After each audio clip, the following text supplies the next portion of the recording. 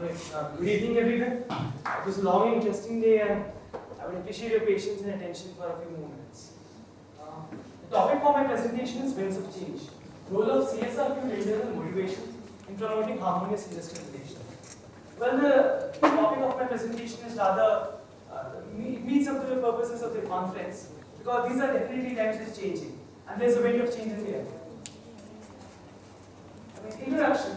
If we ask people today, most of the HR practitioners, most of the managers, industrial relations as a subject is something we would like to relegate to history. I mean, by the recent incidents of industrial strike in the automobile sector of the country, it has actually forced them to dust off their role in industrial relations book and brought it into mainstream discourse. Industrial relations, with the changing nature of the economy, with the changing nature of the demography, we've talked all about the demographic dividend, a whole host of opportunities which might be available to the workers in the country. The changing nature of the economy in terms of moving from a predominantly manufacturing economy to a services-oriented economy. And with that, the traditional name of the traditional classification of industrial relations has been rechristened into something called as employer relations, which is more in sync and more in tune with the times. And industrial relations has definitely made a comeback to the benchmarks. And the basis of my presentation, the research paper actually argues that to actually achieve something which is as elusive as, say, harmonious industrial relations and cordial industrial relations, it has to be preceded by a high element of internal employee motivation. And employee motivation might be something which is not really appreciated. And another thing which I am exploring through the research paper is CSR, corporate social responsibility. It's an age-old phenomenon. I mean, most of the Indian businessmen from the time of Marwari businessmen, there has been a culture, there has been a tradition of socially responsible behavior in terms of opening up hospitals, water canals, and other such community initiative infrastructure investments. The purpose of the paper is to examine the impact of corporate social responsibility on internal employee motivation, which in turn we argue that it forms the basis and edifice for achieving cordial industrial relations. This is the primary construct of the research paper. We argue that CSR, corporate social responsibility, socially responsible behavior, in its various forms. These are four constructs: internal CSR, external CSR, customer oriented, external CSR, local community relations, and external CSR, business partner. All of them together in their minded ways actually influence employee motivation, which in together yields harmonious employee relations. So let us make an attempt to really understand what is CSR. CSR is something which is relatively new in management academics. It's not something which has been fully appreciated, fully understood as of now.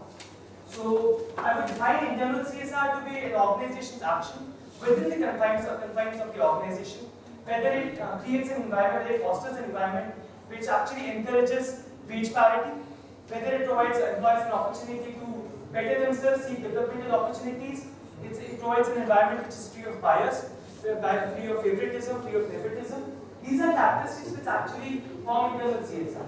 External CSR, on the other hand, if we look at it from a customer perspective, it's actually something which extends beyond the boundaries of the organization, beyond the precincts of the organization. It's something it refers to the actions and behavior of the organization to the larger community outside. External CSR, local community. This is something which forms the basis of the research paper, where we argue that an organization, particularly in the manufacturing setup, makes considerable infrastructure investments, makes considerable efforts to actually engage with the community outside of its boundary walls. It makes it's fairly successful in achieving high levels of internal employee motivation, which translate into the much coveted organizational citizenship behavior which most of the companies want, and which forms harmonious industrial relation. And finally, external CSR to the business partner refers to whether we are willing to actually share with the technology our good practices, with our ancillaries, with our subsidiaries, with our business partners. Because this actually will enable our business partners and the workers working over there to upskill themselves, learn something new which is there in the market, and which again actually contributes to a larger ecosystem of industrial relations. Employee motivation, if you put up a cursory input of say motivation into Google Scholar, it's going to yield almost 140 results.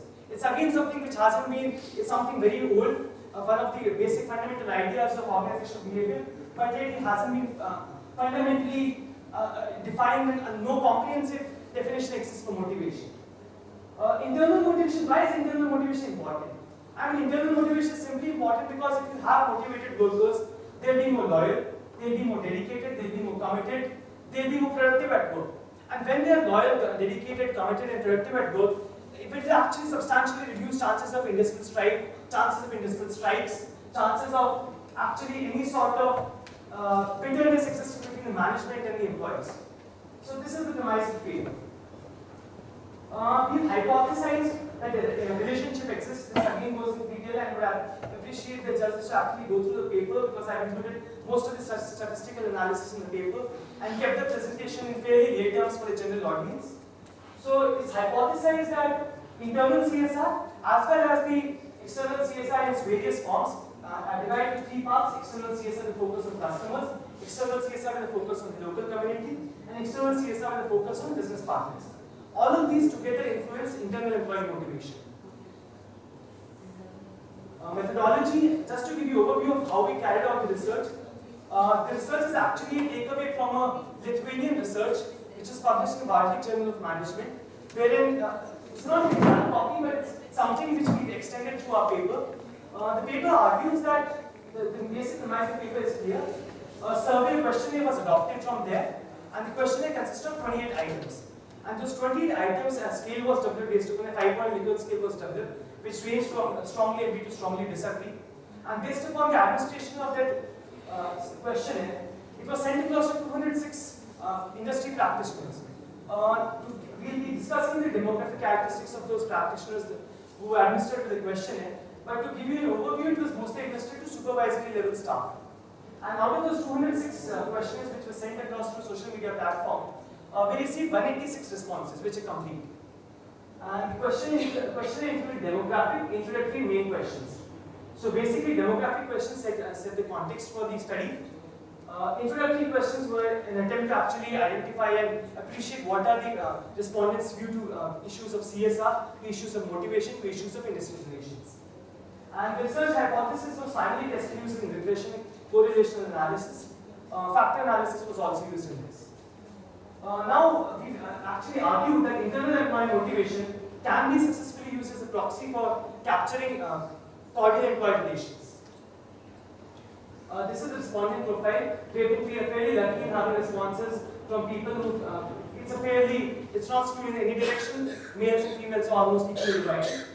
Age, important point to be noted over here that most of the employees we interviewed, subject administered the questionnaire to, were in the ages of 25 to 29 years, and that represents their supervisory level of work. Sector. This again we predominantly focused on the manufacturing sector because that touches and captures the essence of industrial relations in the country. Tenure, most of the employees in the company have been in the company for more than 5 years, so it represents a stable opinion about the company, and they have been in the company for a fairly long enough time to make an objective and clear assessment of what's their orientation towards the company. Department, we've actually covered the whole spectrum of departments within an organization. So what are the key findings which we find out of the paper? The statistical analysis actually proved all of our 4 hypotheses. The results were statistically significant. And the noteworthy point over here is that there is a positive correlation between organization's socially responsible behavior and the internal employee motivation. This in turn promotes harmonious industry. What does it mean?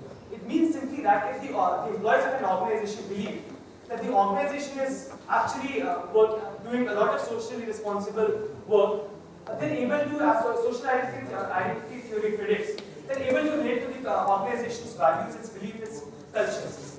And something which has been established in recent years in academics and literature has been that when employees believe organizations to be socially responsible, they also treat the organization to be a fair organization. And this it has a very big implication for that. And when the organization is treated to be fair, it is treated to be working in favor of the employees. And when it works, when there is a general perception, if not the reality, that it's working in the favor and the betterment or the betterment of the employees won't really actually enter into petty strikes or other such undesirable acts in the organization. There is a strong correlation which exists between external CSR, local community relations, and internal employee motivation. So when the company is actually engaging local community relations building, for example, let's take the example of Tata Steel over here.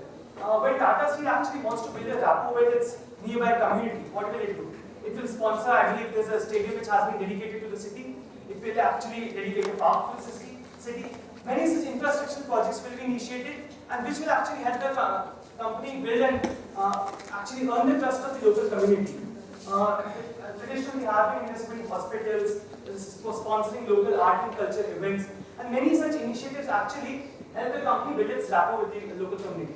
And this is important. And why this is important? This is important simply because most of the lower level workers on the shop floor are actually brought in from the, say, let's 20-30 kilometers from the periphery of the manufacturing organization.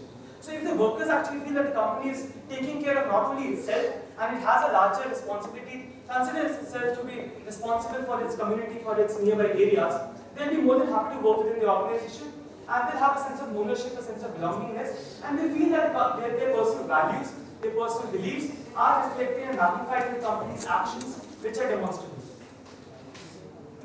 The managerial implications. I mean, we have already established in the studies at CSR far-reaching implications for the use of CSR profile as a means to foster internal employee motivation and consequently achieve harmonious employee relation.